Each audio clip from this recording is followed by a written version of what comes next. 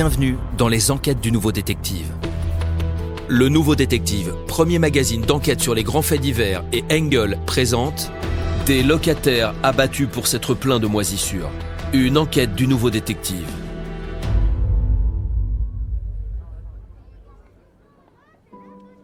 Carissa McDonald virevolte devant sa glace.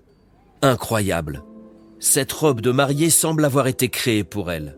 Aucune retouche à faire. La jolie Canadienne a eu le coup de cœur dès qu'elle l'a vue dans la vitrine, et il était temps. Elle doit épouser Aaron, son amoureux depuis le lycée, dans 3 petits mois. Tous deux ne vivent plus que dans l'attente de ce grand événement. Aaron est électricien et Carissa est assistante pédagogique. Elle s'occupe d'enfants et d'adolescents, notamment l'été dans un camp de vacances. Ils forment un couple parfaitement assorti, dynamique, unis dans la même passion de la nature et des activités de plein air, randonnée, kayak, sorties en VTT. D'ici 3 jours, avec Max, leur inséparable cocker, ils vont déménager, quitter leur appartement en entresol pour une maison avec jardin. Ils en rêvent depuis longtemps. Prochain objectif, fonder une famille.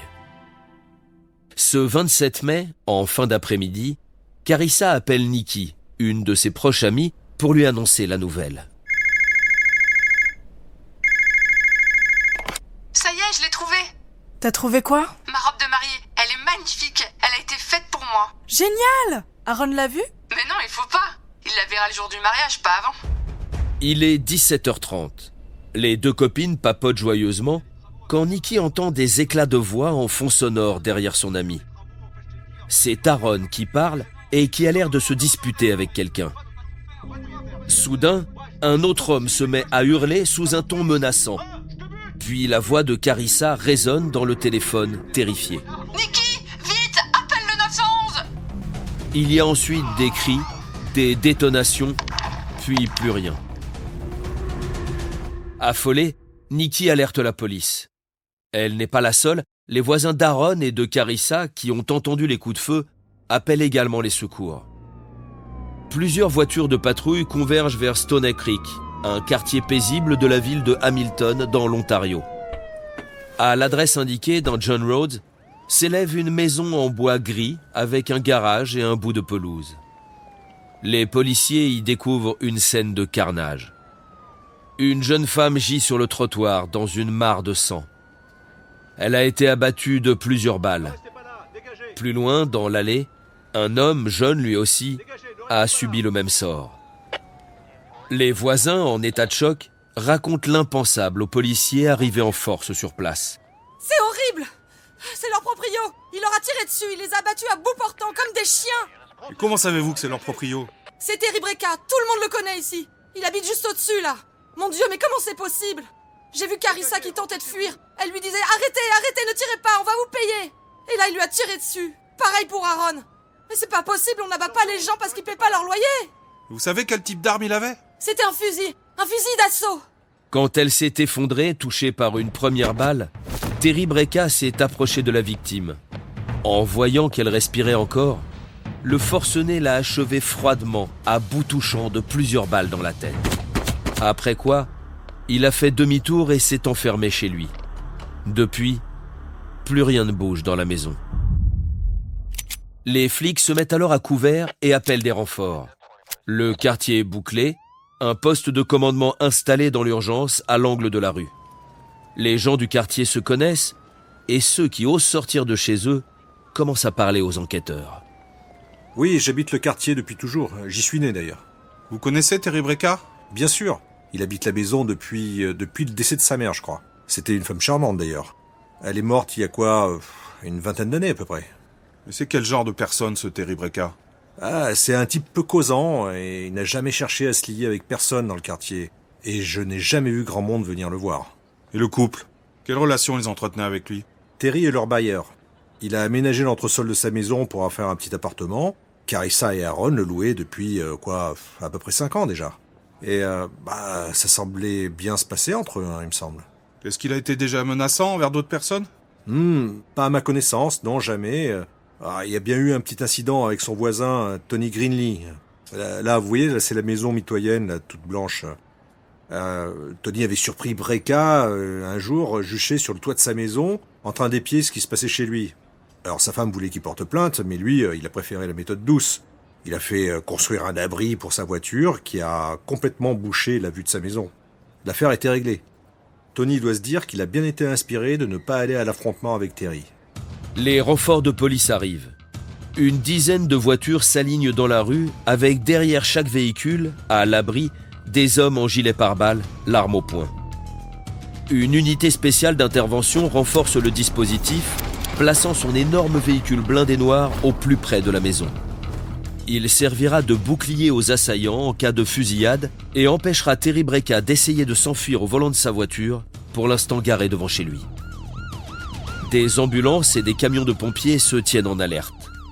Les riverains ont maintenant reçu l'ordre de rester enfermés chez eux, de ne pas allumer la lumière et de se tenir loin des fenêtres. Voilà plus de 3 heures que le tireur est retranché chez lui. La nuit est tombée, mais aucune lumière ne s'allume à l'intérieur de la maison. Rien ne bouge. Pas un bruit, pas un mouvement.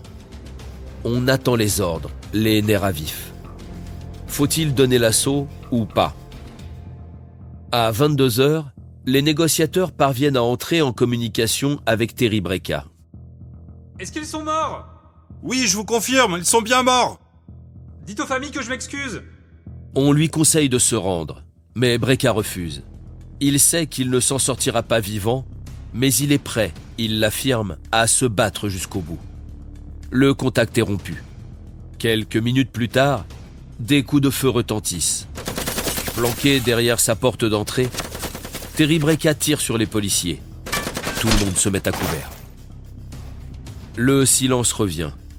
Nouveau degré dans l'alerte, les voisins sont invités à rester chez eux par mégaphone. Avis général, pour votre sécurité, nous demandons à tous les riverains de rester confinés au sous-sol de votre maison. Ne sortez sous aucun prétexte. Le forcené est toujours armé et n'a pas l'intention de se rendre. Puis les forces spéciales décident d'intervenir. L'impressionnant blindé démarre et défonce l'entrée.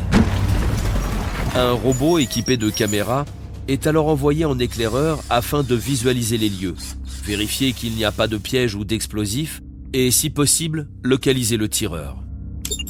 Le robot progresse, filme 2 pistolets mitrailleurs Scorpion, un fusil d'assaut DPMS Panther Arms, des armes à feu prohibées mais que Breca possède et dont il a fait usage. Aucune trace du tireur, malheureusement.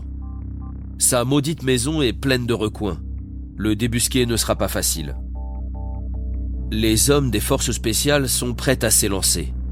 Ils n'attendent que le signal pour donner l'assaut quand une nouvelle fusillade éclate. Les balles sifflent dans tous les sens, les pare-brises des voitures explosent. Terry Breca jaillit comme un diable de son garage, fusil mitrailleur au poing. C'est alors qu'un sniper en profite pour l'abattre d'une seule balle, en pleine poitrine. Le tueur fait quelques pas en titubant, puis il tombe face contre terre, mort. La police découvrira chez lui un véritable arsenal, preuve d'un esprit malade et agressif. Reste à comprendre pourquoi cet homme, qui jusque-là avait su contenir ses instincts meurtriers, a abattu un jeune couple sans histoire. L'enquête a établi que Carissa et Aaron lui louaient cet appartement en entresol depuis 5 ans. Ils payaient leur loyer rubis sur l'ongle et entretenaient des relations courtoises avec lui. Tout se passait bien, mais depuis 2 ans, des moisissures étaient apparues sur les murs et au plafond. Les jeunes gens avaient essayé de nettoyer, de brosser, mais les taches noires revenaient à chaque fois. Problème d'humidité.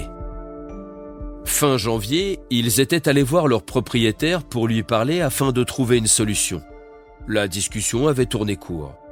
Non seulement Terry Breca avait refusé de faire des travaux, mais il avait accusé ses locataires de dégrader le logement et avait exigé d'eux qu'ils payent pour les dégâts.